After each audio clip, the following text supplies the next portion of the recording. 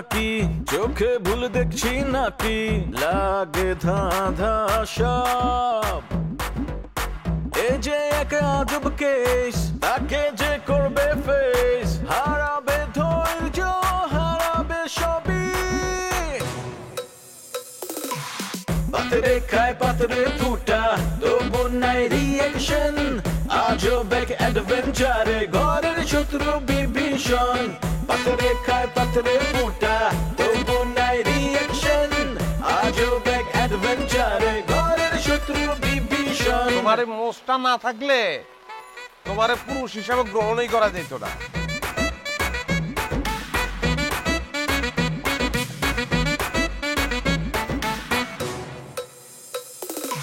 হুশ নাই তবু তার আওয়াজে বেহুশ পুরা দুনিয়া এই মুখের কথা কাইরা নেয় জাস্ট একটা থাবা দিয়া কিছু ঘটায় কিছু রটায় কিছু ঢাকে ছাই দিয়ায় অন্যের ঘরে দুঃখ দেখা পাগলায় হয় দরদিয়া কারো মনে শান্তি নাই আবার কাউরে কিলায় ভূতে শয়তান যখন লারে চারে গিদায় পান্তা ভাতে রাজনীতির পলিটিক্স আর পলিটিক্সের রাজনীতি বিপদ আপদ দেখা কয় মামা নাইগা কোনো গতি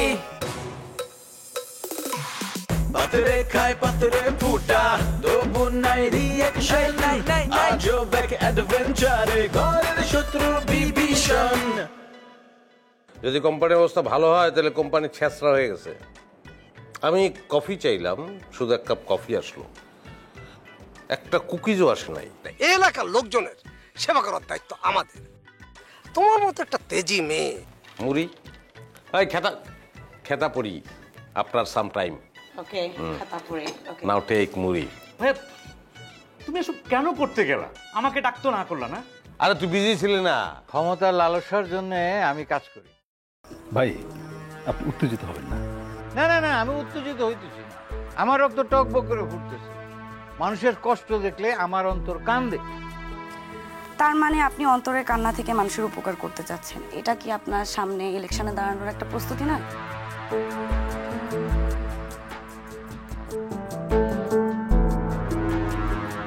হইতেও পারে তার মানে তো আপনি ক্ষমতাই চান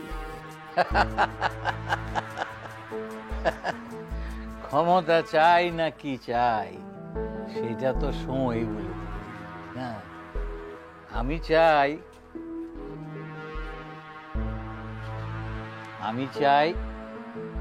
মানুষের ভালো এই যে আজকে 200 বস্তা চাল 2000 শাড়ি লুঙ্গি দিয়ে গেলাম এখানে মানুষকে দেওয়ার জন্য মানুষের উপকারী আমার লক্ষ্য আমার মিশন ভীষণই তাই আমি তো হার্মফুল না আমি হেল্পফুল চাচাজির কথা শুনলেন তো এখন তো ক্লিয়ার এবার আপনি আসতে পারেন দরকার হলে পরে আবার কথা বলুন আরেকটা প্রশ্ন না না না আর কোনো প্রশ্ন না দেখতেছেন না চাচাজির মাথা ব্যথা করতেছে চাচাজির মাথা ব্যথা করলে সে বলবে আপনি বলার কি আমি তার সবকিছু দেখাশোনা করি আমি তার ভাতিজা লাগি আমি বুঝবো না তো কে বুঝবে আমি ভাতিজার ইন্টারভিউ নিচ্ছি না আচ্ছা আচ্ছা ঠিক আছে তোমার আর কি জিজ্ঞেস করার আছে করো আপনি ইলেকশন করে ক্ষমতায় যেতে চান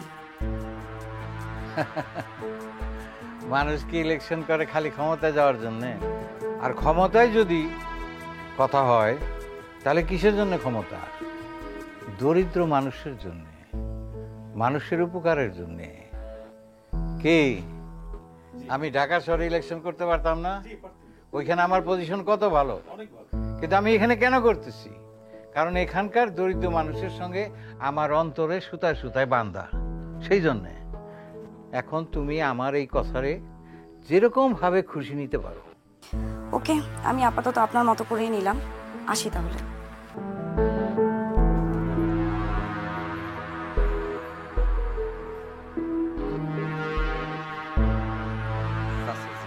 হ্যাঁ এদের খাসালত ভালো না এরা মানুষের ভালোটা দেখতে পারে না খারাপটাই দেখে আরে দেখছি এরকম অনেক ঠেটা আমি দেখছি কোনো অসুবিধা নাই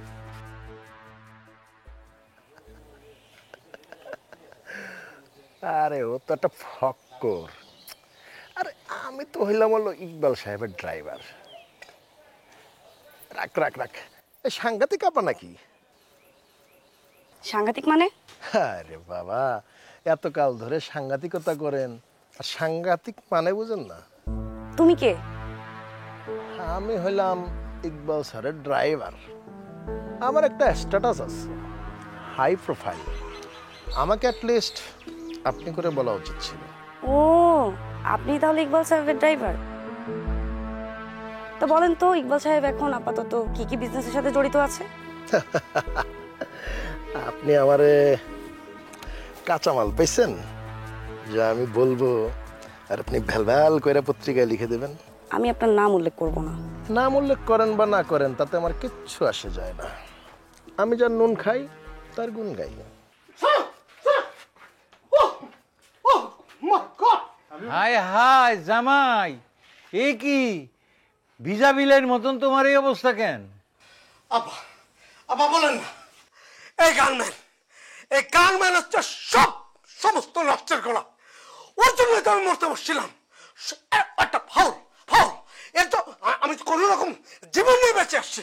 এই বদির বাচ্চা বদি, তুই দুলাবের লাঠির খেলা না দেখে এটা কি করছস? আমার কোনো দোষ নাই। ওই লতা অতর্কিত হামলা চালাই, আমরা পানিতে না পড়লে আমাকে বাইরে গেলাই তো। লতা চেয়ারম্যান, লতাটা কি?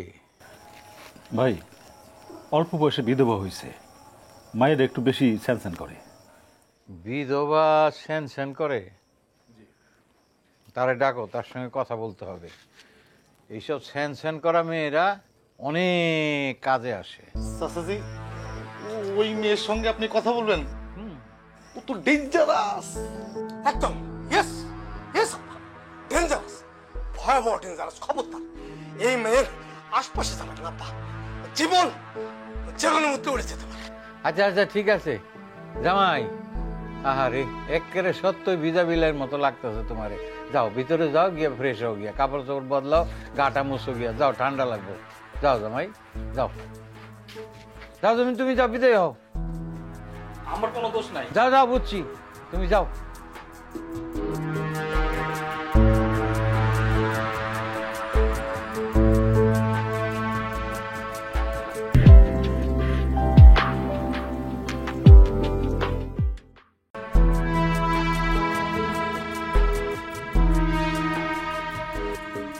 এবার তো নুন খাইছেন, এবার গুনগান। তা বলেন আপা, কি জানতে চান? ওই যে তার কি বিজনেস, কত টাকা তার কাছে আছে? আমি অত সব কিছু জানি না। এটা কি করলেন আপা? যাকে কোনো উপকারে আসে না তাকে টাকা কেন দিব? টাকা এত সস্তা নাকি? কামটা কিন্তু আপনি ঠিক করলেন না সাংঘাতিক আপা। সাংঘাতিকরা এমনই, মুখ খুললেই কিছু পাবেন।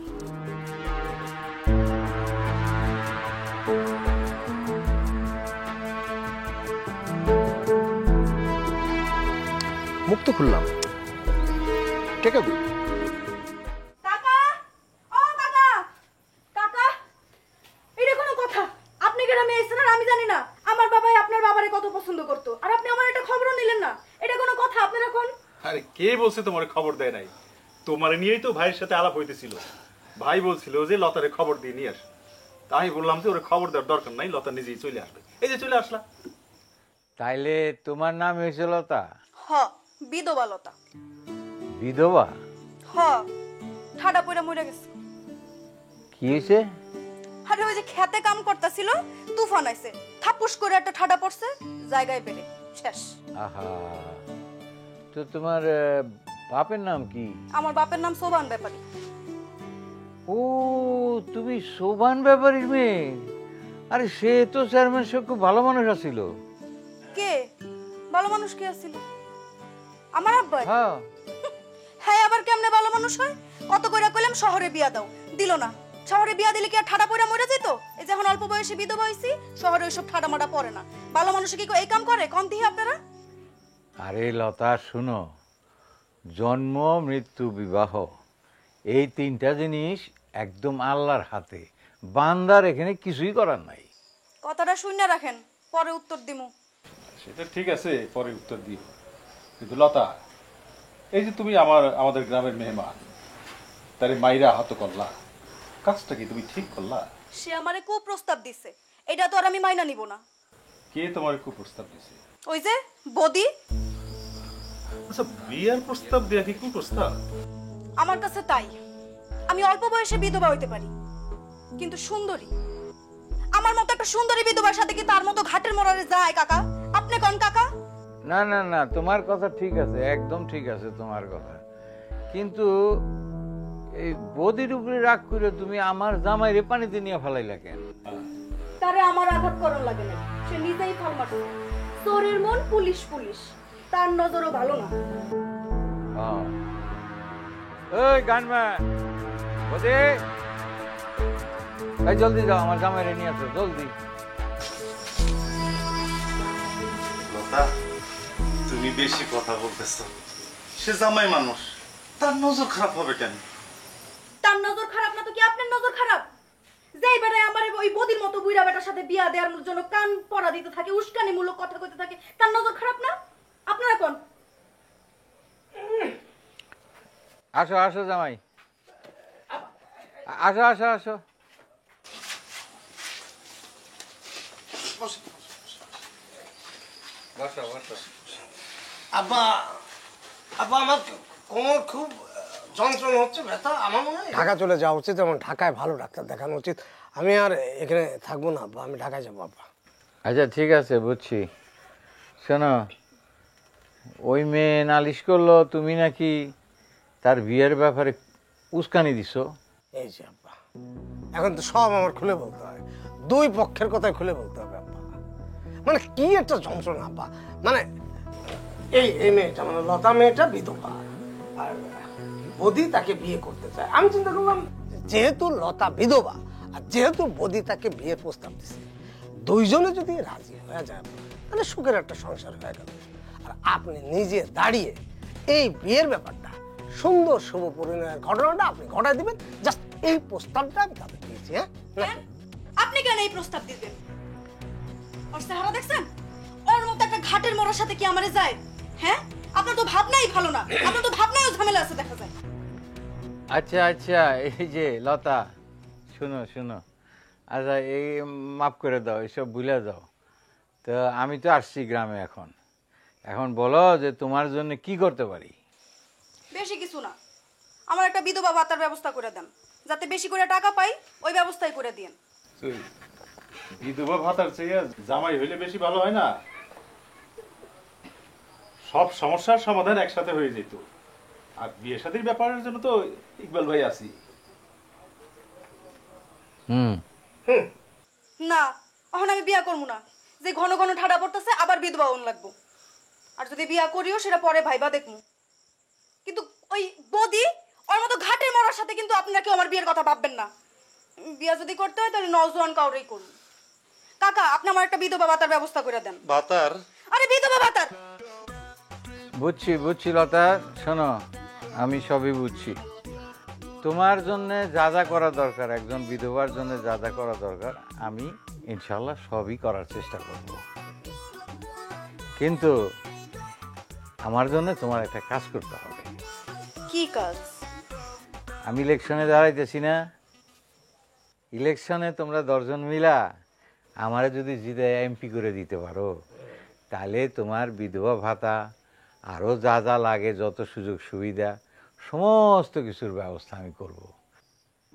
আর ইলেকশন হওয়া পর্যন্ত যা খরচপত্র কি সব আমি দেব। বাস, তুমি রাজি? রাজি। রাজি। খুব খুশি হইলাম, খুবই খুশি হইলাম। এখন তুমি নিশ্চিন্ত মনে আমার ইলেকশনের জন্য কাজ শুরু করে দাও, আর কারো কোনো কথায় রাগ কইরো না, বুঝছো?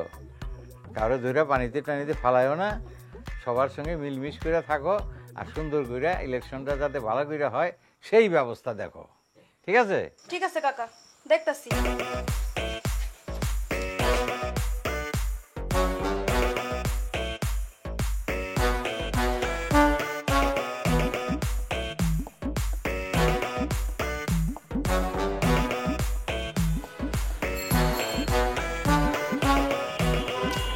ভাই, আমি না বুঝতেছি না, যেই মায়ের মাসের পর মাস, দিনের পর দিন পাত্তা দেন নাই, আজকে ওই মায়ের লাগে রাস্তা দাঁড়ায় রয়েছেন, কথা বলবেন?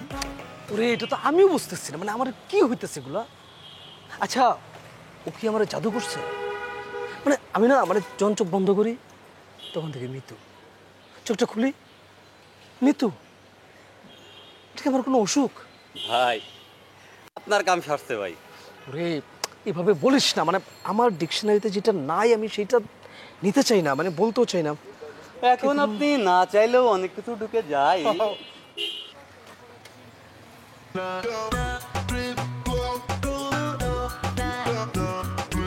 ভাই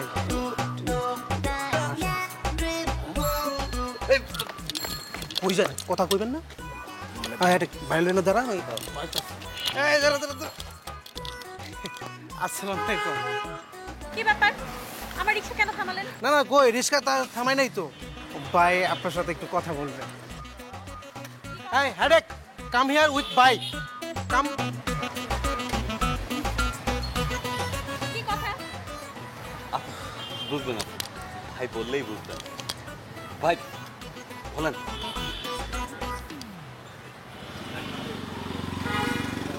যা বলবেন তাড়াতাড়ি বলেন, আমার একটা সময় নেই। এই বাবা এদিকে শুধু এদিকে শুধু। আরে আমার রিকশা লাগে। আমার ফাইন পার্সোনালি টক করবে তো আসেন।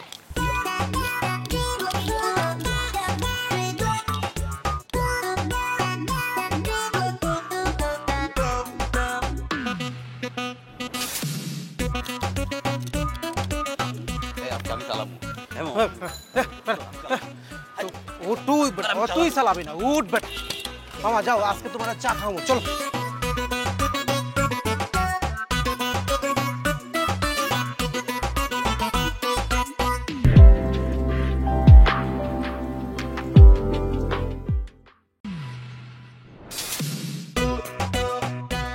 কই নিয়ে যাচ্ছেন আমাকে?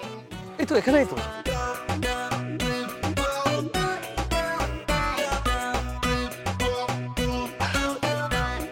বলেন।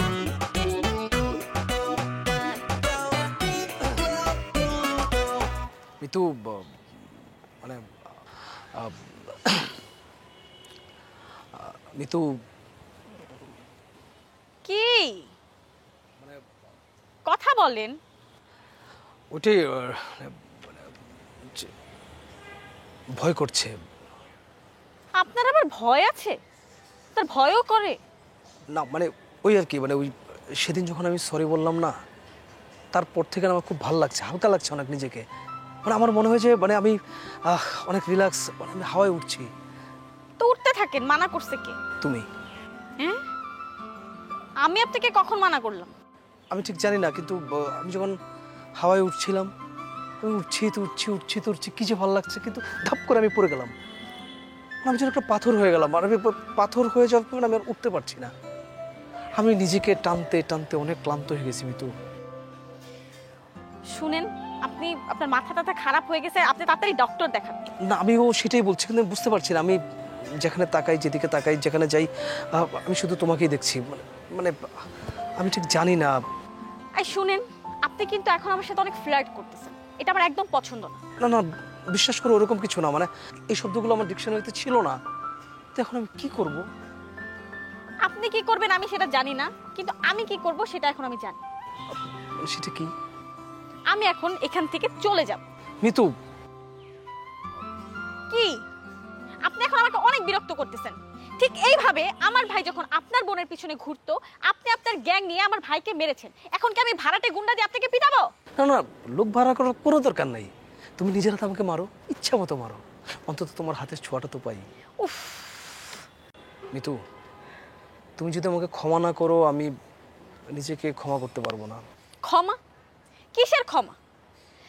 আমার ভাই যে কষ্টটা আপনার বোনের কাছ থেকে পাইছে, আমার ভাই যে পর্যন্ত আপনার বোনকে ক্ষমা করতে না পারবে, আমিও সে পর্যন্ত আপনাকে ক্ষমা করব না। এখন আপনি আমার রিকশাটাকে ডেকে দেন, আর নাহলে আমি নিজে হেঁটে চলে যাব। মানে তাহলে একটু কথাটা অন্তত শেষ করি। মানে রিকশা ডেকে মিতু।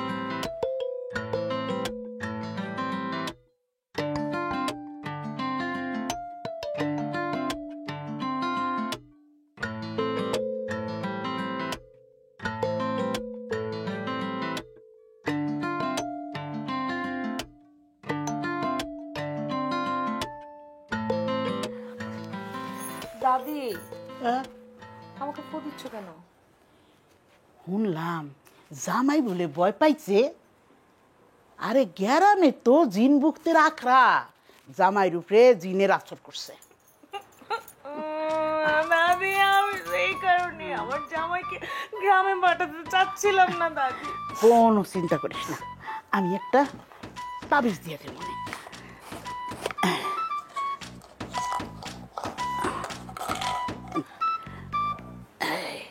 এই তাবিজটা জামাইয়ের বাম হাতে বাইন্দা দিবি। হ্যাঁ, ঠিক আছে, কিন্তু তুমি আমাকে ফু দিতলা কেন? তোরে ফু দিছি তোর উপরে যেন জিনের আসন না পড়ে। কত বুঝছো, জামাইয়ের লগে তুই থাকবি না, হে লিগা। এই তোর জামাই বলে লুচ্চামির কারণে সুবানি খেয়েছে, তোর জামাই যে একটা লুচ্চা, এটা কি সাচ্চা? বড় ভাই তুমি সবসময় আমার জামাইকে ছোট করে কথা বলো। দাদি তুমি শুনছো? কানে খাডো। ও লুচ্চামি করতে যাবে কেন? এটা কি আমি জানি? শুনলাম যে বিধবা লতা ওরে দাবরানি দিছে।